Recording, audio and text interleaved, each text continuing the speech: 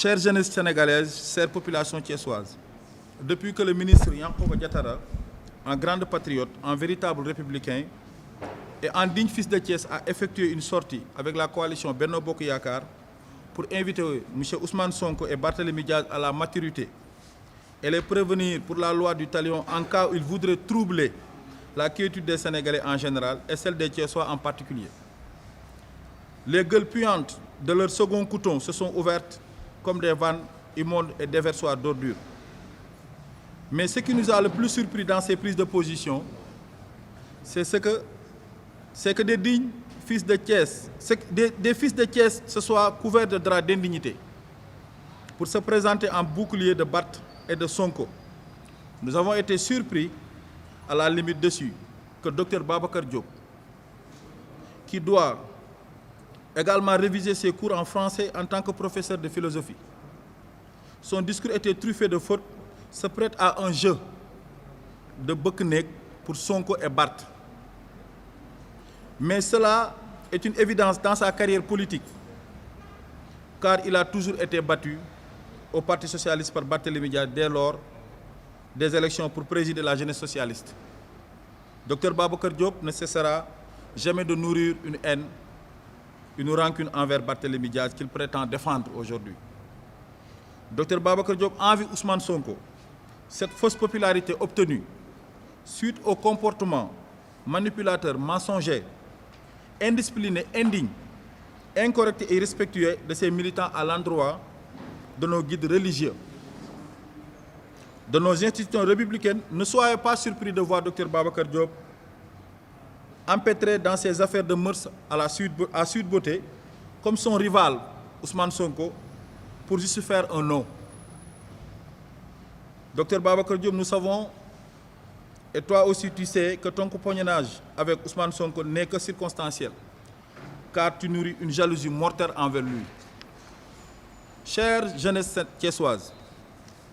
le problème congénital de Dr Babacar Diop est qu'il ne veut pas grandir. Il est resté ce jeune apprenti syndicaliste dont le ton, la posture et les réactions sont restés ceux de sa tendre enfance au lycée et à l'université. Il oublie qu'il veut être un chef de parti. D'ailleurs, avec des gens comme Dr Babacar Diop, les autorités administratives doivent revoir les critères d'octroi de récépissé de parti politique. Maintenant que Dr Babacar Diop prétend diriger aux destinées des Thiessois, nous disent ce qu'il a réalisé pour Thiès. À moins de rappeler, s'il n'est pas un nihiliste ou de mauvaise foi, qu'il a bénéficié des retombées de la lutte des initiatives de Yankhoba Diattara, qui a été l'initiateur de la coordination des étudiants thiessois que Dr Babacar Diop a dirigé après l'avoir plongé dans la division pour une question de positionnement face à celui qui l'embrasse aujourd'hui. À l'occurrence, Maître Ousmane Diagne, qui n'était autre que le poulain du ministre Yankhoba Diattara.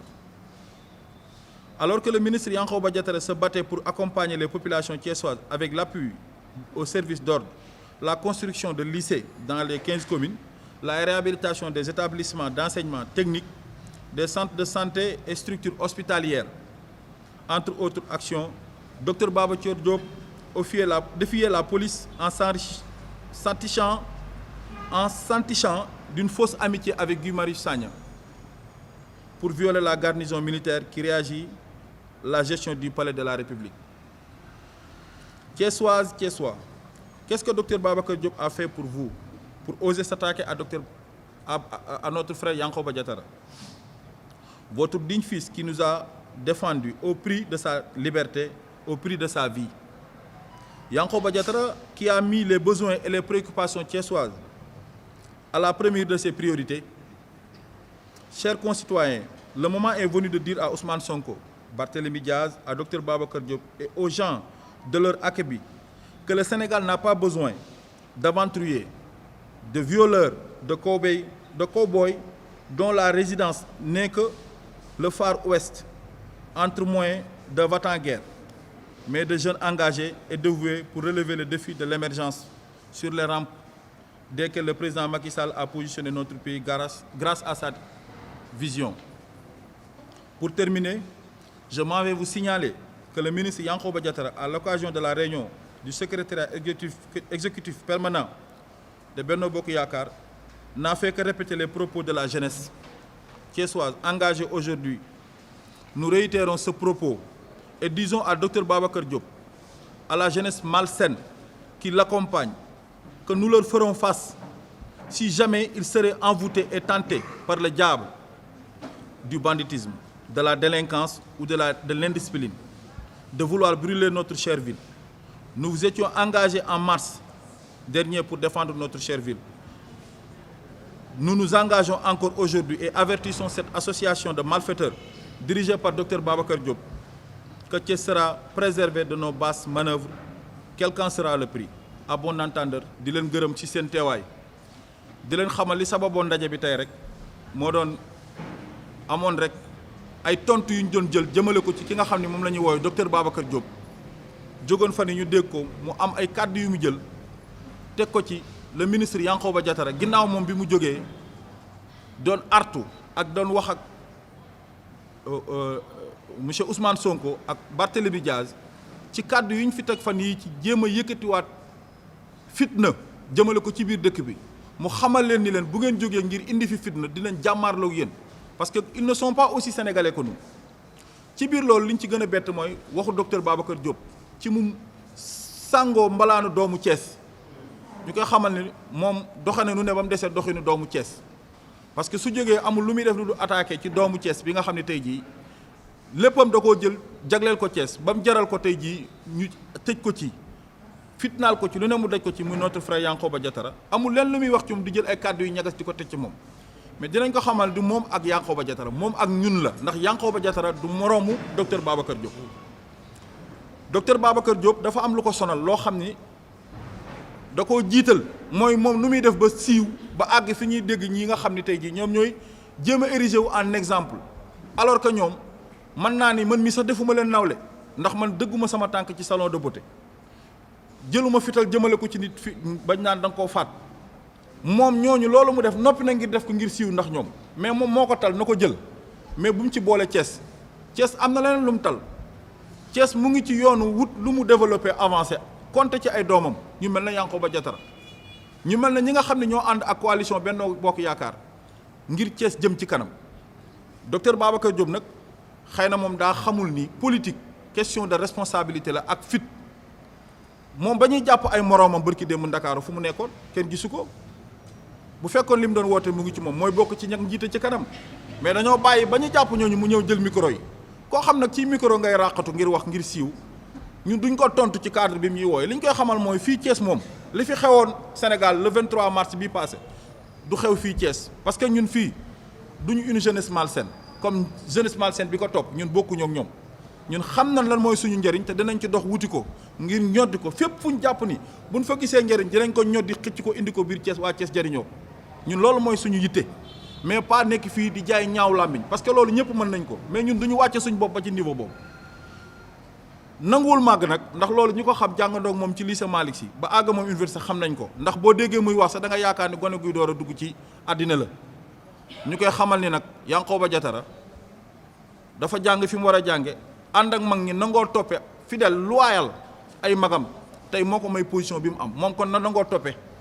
te xaar bisam xëy na mën naa am mu ñëw mais du ci nii lay mën a amee li mu bëgg li ñuy rappelé na di ko wax mooy fii Sénégal toll ñaari camp moo fi am camp bi nga xam ne dañoo nangu ànd ak le président Macky Sall ngir fexe ba lépp loo xam ne mën naa ñëw muy njëriñ ñu ñoŋal ko ba askanu Sénégal gis ci seen bopp lépp luy projet ñu wesaare ko ci Sénégal nit ñi gis ci seen bopp ak camp bi nga xam ni fitna la ñuy xaar yàkkamti ngir lan dëkk bi yëngu ñu mën a exister ñooñu nag non seulement duñu yem ci ñaan yàlla bu seen i pexe antu mais dinañ def lu ne pour seen pexe yooyu gàntu te lépp lu mu laaj ñun dinañ ko ci def ndaw yooyu fi nekkoon porter combat bi pour le rayonnement de la démocratie sénégalaise ndaw yooyu fi nekkoon ngir porter combat wu Thiès jëm ca kanam ndaw yooyu ba tey ñu ngi fi te la ñu xamoon jógul ci ñoom jamono nag moo changé ñu resté ñun ñëpp comme ay nit yu civilisé waaye bépp bu ñu jógee ñoom ni dañoo bëgg a yëngal dëkk bi wala ñu am leen lu ñu fiy jéem ñun ñii la ñuy jàmmarloo te incha allahu rabbi lépp lu mu leen jaral ñun dinañ jaral lu ko raw parce que nag ñun Thiès moo ñu ñor ndax ba ñuy xeexal Thiès ñun xamuñu docteur Babacar Diop ba ñuy jóg di porter combat bi pour Thiès jëm ca kanam gisuñu docteur Babacar Diop tey yomb na nga nekk Ndakaaru ba mu neex la bokk ci benn groupe rek lobby xëy ñu ne dañuy defar liste pour dem élection locale nga ñëw ñu ne yow lañ def comme tête de liste kooku nag ñu ngi koy xaar ba xam lu ko waa Thiès di jox ndax Thiès xawma lu ñu ñàkk mais fulla ak fayda moom ñàkkuñu ko moom te ñun xam na ñen la Thiès ñan lañ la war a compter ngir Thiès jëm ci kanam loolu moom dafa leer Sénégal nag Sénégalu waa Sénégal gépp la ñëpp ci bokk waaye ñun waa Thiès Thiès gii suñu Thiès la ñun ñoo ko moom te ñun ñoo fi juddoo màgge fi ndénkaane indiwuñ fi jàng ñu ba war a dem lycée ñu indi ñu fii pour ñu jàng fii lañ juddoo màgge fi yaroo fi moom dañ ko fi dénkaane woon suñu dal ak suñu jàmm moo ko may mu yaatu ba agsi fii bu loolu bu fekkee nag loolu da ko may mu dem ba jàpp ne nag léegi moom àgg na ci niveau boo xam moom mooy ñëw sax génn ñu suñu kër bàyyi ñëw toog ci suñu place mu ngi nax boppam gandu yeeyu béy ñun ñoo ko dalaloon fii ci biir dëkk bi ànd ak moom ñi fi nekk genn wàll gépp jàng nañu ak docteur Babacar Diop xam nañ ko bu baax a baax na mel na mu meloon ñu mel ni ñu meloon bu jógee ca la mu meloon leneen lu mu ñu woo dinañ ko ci fekk si incha allahu rabbi donc loolu moo waraloon tey ñu woote di leen xamal ni nag jeunesse su coalition Benno Bokk Yaakaar bi noppi nañ pour dem à l'assaut des locales jox une victoire écrasante à la majorité présidentielle donc ñuy gërëmaan ñëpp di leen sant. Mon frère Cheikh a déjà tout dit mooy par rapport ak attaques yi nga xam ni suñu mbokk Babacar Diop génne na ko jëmale ko à l'endroit du ministre Yankhoba Diattara muy ay kàddu yoo xam ne teguwul fenn ay kàddu yu ñàkk teggin di wanewaat ci li Cheikh wax ci texte bi nii day wane immaturité wu docteur Babacar Diop parce que Cheikh wax na ko ñun ñoo ko yaatal Thiès Babacar Diop xam nañ ni dëkkul Thiès jàng moo ko fi indi woon mais ci liñ koy renvoyer rek liy wan ni Babacar bëggul màgg bu fàttali ko nekkoon na président amical faculté des lettres et sciences humaines nekkee président amical dem ba ni ko ñoom Mame Birame Wathie ak ñoom Ndéné Mbodj dumawee ñëw gérer amical bi 3 ans mais en 2008 il est revenu avec notre sœur Thérèse Faye créer la liste blanche bëggoon à l'époque parce que man maa ngi woon liste rouge li may wax xam naa ko dama ko dund bëggoon à l'époque bi liste rouge ak liste jaune amee xeex entre waa Kekendo yi ak ñoom Mame Birame Wathie Ndéné Mbodj pour moom mu ñëw ak sa liste blanche pour ñëwaat nekk 4 président amical nan ngay paree ci ndab ba jox ko say rak 3 ans après nga bëgg a ñëwaat jël ko loolu dafay wanewaat immaturité wu docteur Babacar Diop te ni ko Cheikh waxee dañu nekkandoo woon ak moom université l'exemple bi nga xam ni tey tout Thiessois mën na ci glorifier wu c'est la coordination des étudiants thiessois de Dakar ñun ñëpp jaar nañ ci mais yaakaar naa ni coordination boobu ki ko njëkk a def c'est le ministre Yankhoba Diattara moo njëkk a nekk président coordination des étudiants thiessois de Dakar l'immeuble des étudiants thiessois de Dakar Liberté 6 ki ko démarché woon c'est le ministre Yankhoba Diattara exemple bi nga xam ni mën nañ ko jël ci ministre Yankhoba Diattara bokk na ci exemple yi ñu doon jël ci moom mooy Yankhoba Diattara musul jàll session d'octobre juillet rek la daan jàll léegi nag nañu xool Babacar Diop avant muy nekk docteur ñaata at la def il a fait 12 ans avant d'être docteur kon kooku Diattara du moroomam ci dara kon kooku warul mën a taxaw tey ne moom dafay attaquer Yankhoba Diattara ndax lan Diattara a défendu Thiès te Diattara loolu mu wax kaddu ndawu Thiès yëpp ñoo ko dénk suñu kaddu on ne laissera personne brûler ce pays mënuñu ko nangu on ne peut pas l'accepter Sénégal ñun ñëpp ñoo fi dëkk Sénégal ñun ñëpp ñoo fi juddoo on ne peut pas admettre qu'un groupuscule de personnes assoiffées de pouvoir di manipuler les jeunes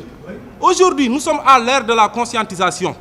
parents yi ndaw yi ñi ne ci kër yi nañu conscientiser ndaw ñi xool leen par rapport keroog ku gis seen ndaw yee xam ni ñee ku ñu sacrifier la ñuy wut ay chair à canon la ñuy wut te loolu on l'acceptera pas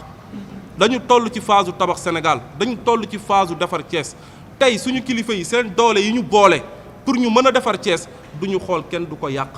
parce qu'ils savent aujourd'hui pertinemment que ba ñuy tëju ci seen salon ya Dakar ba ñuy tëju ci seen hôtel yi Dakar di defar seeni liste ñoo la gën a xam ni le 23 ku ci yebbu ci ñoom na reer 17h parce que dañ leen di gagné loolu nag bu ñu nangu tey kenn di ñu ko yàqal y a de ces joyaux boo ko amee da nga koy préserver da nga koy protéger aujourd'hui nous avons l'obligation morale de défendre le frère ministre Yankhoba Diattara et on va le faire parce que bi ñuy nekk université ñoom ak moom doon seen morom il a été fidèle et loyal li mu am tey loyauté moom moo ko jox donc nag du ñu accepter ay nit di ñëw di ko yàq on ne va pas l'accepter érigeons-nous en bouclier en premier lieu, nous, la jeunesse de Benno Bokk Yaakaar, nous devons être aujourd'hui le fusil d'épaule de cette coalition. Jàkkaarloo ak ñoom à tout point de vue. Gis nga dañuy wax politesse bu ëpp du dara tapet képp la et on ne va pas l'accepter. On sillonnera cette ville avec eux. Jàkkaarloo ak ñoom jàmmaarloo ak ñoom pour donner une majorité écrasante à la coalition Benno Bokk Yaakaar au soir du 23 janvier 2020.